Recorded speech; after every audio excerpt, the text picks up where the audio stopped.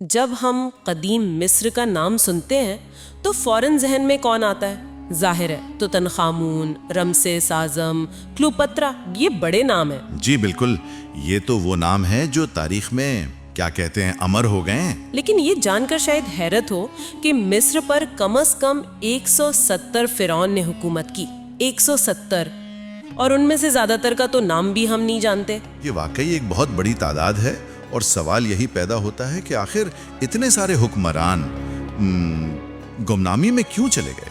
ہاں، یہی آج کا موضوع ہے۔ یہ فراموش شدہ حکمران کون تھے اور کیوں بھلا دیے گئے؟ اس کی وجوہات کئی ہو سکتی ہیں۔ ہو سکتا ہے ان کی حکومتیں مختصر رہی ہو، یا شاید ان کے بعد آنے والوں نے ان کا نام مٹا دیا ہو۔ وقت بھی تو بہت بڑا عامل ہے۔ بالکل، چلے کچھ مثالیں دیکھتے ہیں۔ جیسے سوبک نیفیرو، کہا جاتا ہے کہ وہ مصر کی پہلی مصدقہ خاتون فرعون تھیں۔ یہ تو بڑی بات ہے، پھر بھی وہ اتنی مشہور نہیں۔ سوبک نفیرو کا معاملہ دلچسپ ہے۔ ان کا ذکر ملتا تو ہے لیکن بہت کم۔ شاید اس کی وجہ یہ تھی کہ ان کا اپنا دور حکومت نسبتاً مختصر تھا۔ اچھا، اور ان کے فوراً بعد کوئی ایسا مضبوط جانشین نہیں آیا جو ان کی میراث کو آگے بڑھاتا، تو وقت کے ساتھ ان کی یاد ماند پڑ گئی۔ یعنی اپنی یاد کو قائم رکھنے کے لیے صرف حکمران ہونا کافی نہیں، حالات بھی سازگار چاہیے۔ یقیناً تاریخی یادداشت اکثر سیاسی تسلسل پر منحصر ہوتی ہے۔ دوسری طرف اخناتن کی مثال ہے، جسے بھلانے کی تو باقاعدہ کوشش کی گئی۔ وہ کیوں؟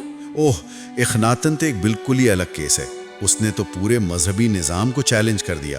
صدیوں سے چلے آ رہے دیوتاؤں کو چھوڑ کر صرف ایک دیوتا آتون یعنی سورج کی پوجا کا حکم دیا۔ یہ تو بہت بڑا قدم تھا۔ بہت بڑا، اور ظاہر ہے اس سے پجاری طبقہ اور بہت سے لوگ ناراض ہوئے۔ تو جب اس کی موت ہوئی تو پھر آنے والے حکمرانوں نے، خاص طور پر ہورم ہیب نے، اس کی یاد مٹانے کی پوری مہم چلائی۔ مندر توڑے، تصویریں خراب کی، نام تک خرچ دیے۔ باپ رے، یعنی جان بوجھ کر تاریخ سے نکال دیا گیا۔ جی بالکل، اسے ڈیمنٹائیو میموریا کہتے ہیں، یادداشت پر لعنت۔ لیکن کیا سب فراموش شدہ حکمران ایسے ہی متنازع تھے؟ نیفروہوتیپ اول کے بارے میں کیا خیال ہے؟ ان کا معاملہ تو مختلف لگتا ہے۔ ہاں، نیفروہوتیپ اول وہ مڈل کنگڈم کے ایک اہم اور طاقتور حکمران تھے۔ انہوں نے ملک میں استحکام قائم کیا۔ تو پھر وہ کیوں اتنے مشہور نہیں؟ یہی تو دلچسپ بات ہے۔ ان کے کام کے نشان، ان کی یادگاریں نیل کے کنارے کافی جگہ ملتی ہیں، جس سے ان کے اثر و رسوخ کا پتہ چلتا ہے، لیکن نصابی کتابوں میں ان کا ذکر کم ہی ملتا ہے۔ شاید اس لیے کہ استحکام والی کہانیاں اتنی ڈرامائی نہیں ہوتی۔ بالکل، یہ ایک ممکنہ وجہ ہے۔ تاریخ اکثر غیر معمولی واقعات، جنگوں یا انقلابات کو زیادہ یاد رکھتی ہے۔ استحکام لانے والے چاہے کتنے ہی اہم کیوں نہ ہوں، کبھی کبھی پس منظر میں چلے جاتے ہیں۔ یہ تو ہے، اور پھر کچھ ایسے بھی ہیں جن کا تو وجود ہی ایک مہمہ ہے، جیسے سمن خارے۔ سمن خارے، ہاں، وہ تو شاید سب سے پراسرار ہیں۔ وہ اخناتن کے بعد اور توتن خامون سے پہلے بہت ہی تھوڑے وقت کے لیے آئے۔ اور ان کے بارے میں معلوم کیا ہے؟ بہت کم، اتنی کم معلومات ہیں کہ یہ بھی یقینی نہیں کہ وہ مرد تھے یا عورت۔